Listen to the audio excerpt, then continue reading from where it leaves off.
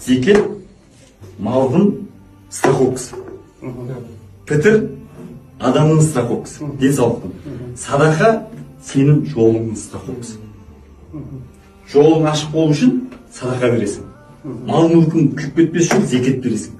Ауырып қалмас үшін пітір садақа бересің да. Біз қайтеміз? Жұма күні бардым, мен 10 мың теңге беріп, зекетті санайын ба деп тұрасың. Жоқ, ниетіңді дұрыс ұстап ал, зекетіңді санасаң, ішіңе ниетіңді ет, мен зекет беріп жатырмын деп. Біз садақамыз қайсы, зекетіміз қайсы, ажырата алмай жүреміз. Ал содан кейін жылдың аяғында санамайсың. Негізі үкіметке бухгалтериядан отчет тапсырып, налоговый отчет тапсырғаннан зекеттің отчеті қиын болмайды. Құдайдан отчетін дұрыс тапсырмайсың. Біз боқмұрын бухгалтерден, боқмұрын налоговийліктен қорқамыз да жоқ. Кеп жаныңды алатындай.